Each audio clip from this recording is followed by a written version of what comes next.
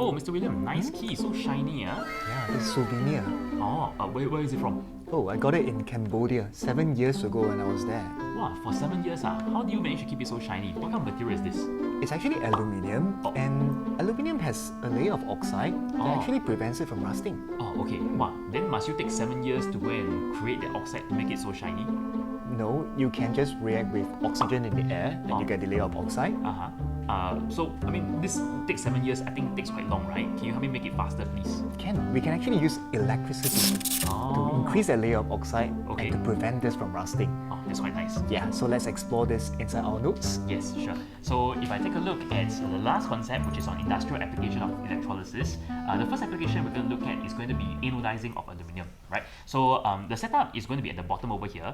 Now, as the name suggests, right, anodizing of aluminium, Mr. William, where do you think I should put this aluminium at? Anodizing obviously tells us we have to put at the anode. That's right. And what kind of half reactions happen at the anode? Oxidation. Oxidation. So what's going to happen is that we hope that at the anode over here, you're going to produce oxygen gas so that the oxygen will react with the aluminium to give you that extra layer of aluminum oxide over the aluminium, right? That's right. So we're going to see the setup over here. The electrolyte we're going to use is going to be sulfuric acid. Now, we're going to pay attention to what reaction is happening at the anode. So the steps that we have gone through earlier will all follow. First of which is to tell us what are the species that are present inside the electrolyte. What are they, Mr. William? Sulfuric acid, so we have H+, we have SO42-, we also have water that's present. That's right. So we're going to focus solely on the anode now. And can you tell us what species migrate towards the anode? Anions migrate to the anode, so we have SO42- moving there. We also have water moving there. That's right. Now, following which, we're going to write out their half equations as well as their E naught values, which I have them all over here. So at the anode, what kind of values am I looking out for? I'm looking for the one that's the more negative to do oxidation. That's right. So between these two, the one that is more negative will be the one for plus 1.23. So the water is going to get oxidized to the oxygen. And of course, that's perfect because the oxygen that was produced is just beside the aluminum, right? It is going to react with the aluminum to give you that protective layer of aluminum oxide. Okay, we did not really focus on the cathode over here because that's not of interest. So normally we use a inert electrode. We'll just let the reactions run. All the steps will just happen as per normal, but that is not the interest for this particular application. Okay, so that's quite interesting, right? This is why this key can actually last for 7 years, right? Because we're using electricity to produce oxygen at the anode and to coat this with a layer of oxide. Quite amazing, isn't it? Yes, it is. Hey, Mr. Leong, what are you doing? I'm trying to figure out what is the metal that is inside this wire, underneath this rubber tubing. Hey, don't spoil this, I'll tell you, okay? It's actually copper. Oh, okay. Why copper then? Oh, actually, do you know that the best electrical conductors is either silver or copper? Oh. But in our homes, we always will use copper. Why can't I use silver? Because silver is like very expensive. Yeah. Only happens when I'm super rich, right? Yeah, but then the problem is we are poor. Yeah, we are poor, right? So we have to use copper lah. Yes, we have to use copper. Okay. Then in that case, the copper must be pure, is it? Yeah, exactly. Because if you have impurities in the copper, it's going to reduce the conductivity. So we have to make sure that it's 100% pure. And how do we do that?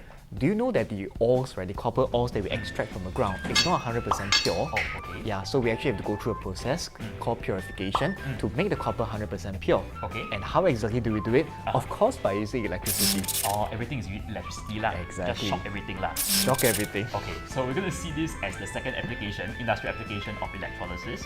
So we'll go back to the notes over here and we'll see what electrolysis can do for us. Okay. So the setup over here is this. We're gonna have a electrolyte to be copper sulfate, and to the impure copper ore that Mr. William was talking about, we have to attach it to the anode, and we are going to use a pure copper to be at the cathode. So this is going to be the setup. The main idea over here is that I'm going to start to push all this pure copper over here over to the other side, and I hope that all the impurities inside the ore will just disappear somewhere and not deposit onto the cathode here. Okay, so the general reactions are here. Copper at the anode, the copper will become copper 2+, and at the cathode, the copper 2+ will turn back into copper. I do not want to have any other reactions. Okay, so we're going to use the same methods as we have done for all the electrolytic cell. The first step is always to figure out what the species that are present. So Mr. William, can you remind me again, if I look at this electrolyte, what is present? So we have copper sulfate as the electrolyte. Yes. Species present, we have copper 2+, we have sulfate, we also have water. That's right. Now I'm going to focus solely on the anode now. What is a species that are going to migrate towards there? all the anode, right? Anode, so all the anions will migrate to the anode, right? So we have sulfate going there, we have water going there, but be very careful because copper is an active electrode, so it may take part in the oxidation process. That's right. So when I write out the half equations, I not only must add in the sulfate and the water, you must also make sure that the copper is present there. That's right. At the anode, your oxidation is going to happen, so we're looking out for the E naught value that is going to be the least positive, the smallest value. Yes. Yeah, so which one is the smallest over here?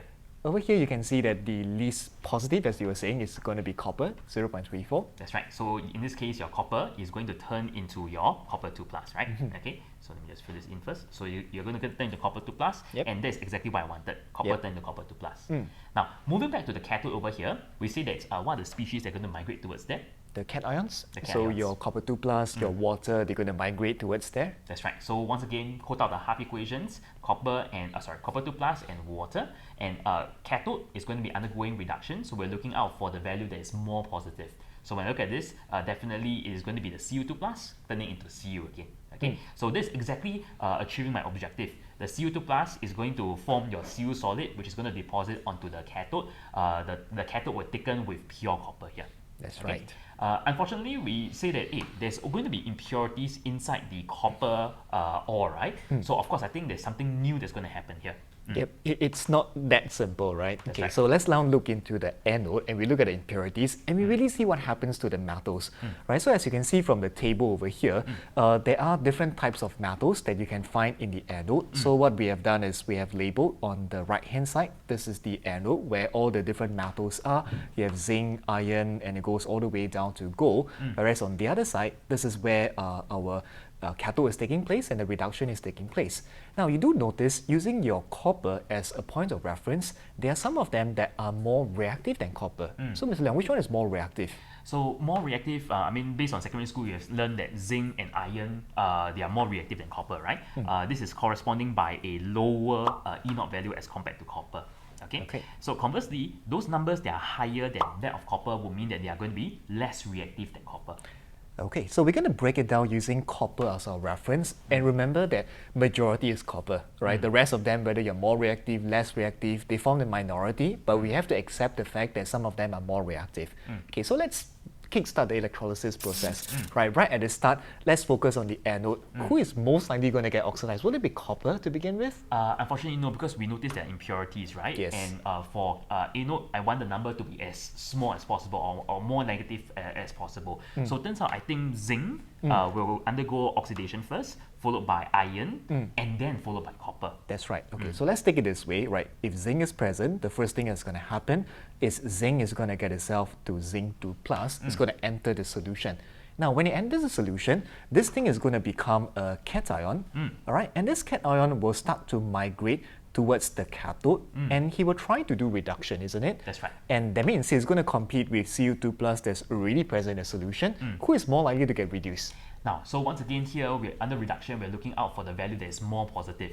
If I compare the E naught values, of course, it's going to be copper. Okay, the zinc 2+ will not undergo reduction here. Yep, okay, so you can see, right, although zinc has entered the solution as zinc 2+, but it can never get reduced at the cathode. So what's going to happen is just going to get stuck inside the solution, right? You must accept that what's going to happen at the cathode is copper 2+ will still be the one that goes through the reduction process. All right, and bear in mind that impurities are not present in huge quantities. So after a while, all the zinc is going to be used up. Then the process is going to repeat, and the next species that will enter the solution is going to be iron, entering as iron 2+.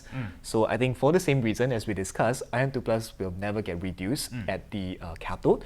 So once this thing is done, then who comes next?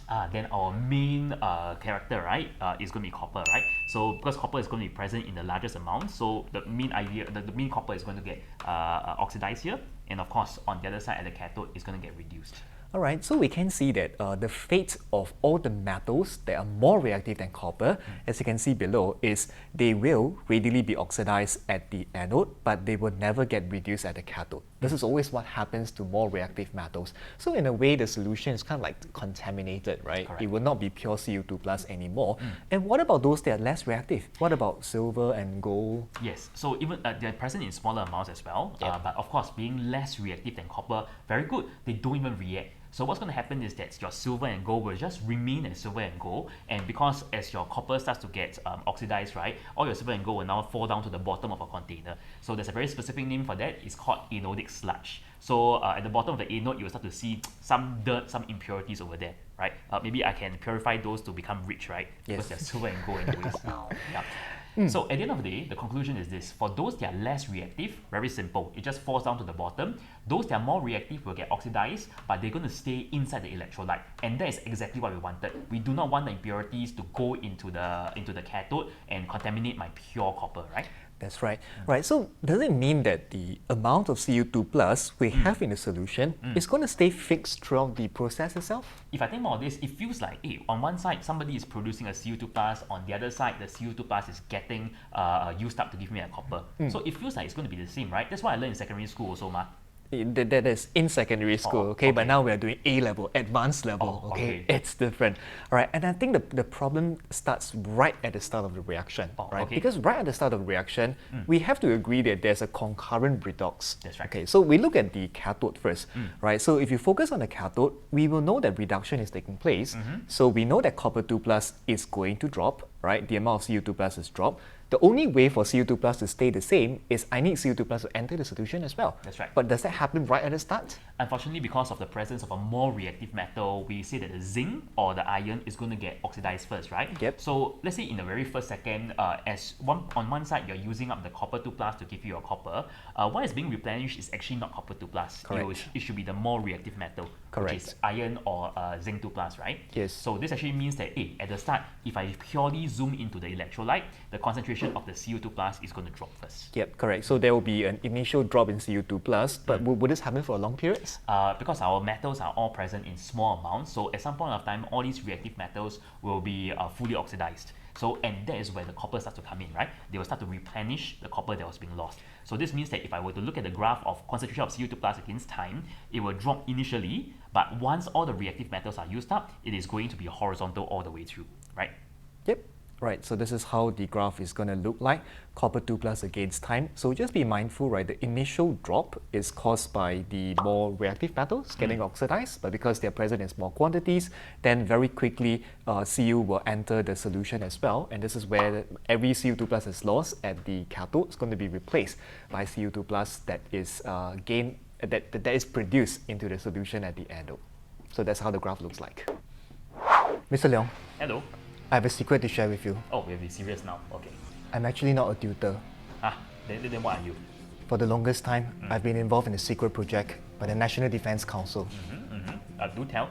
The art of electroplating and purifying of copper has been successfully applied to iron. Oh, okay. So right now, iron can be coated not just to objects, but to human as well. What? So the human is now the cathode? Yes, that's right. Okay. And what's the purpose of coating humans with iron? So weird. Because we've been trying to develop our own local superhero. Oh, they can speak Singlish, Abu them.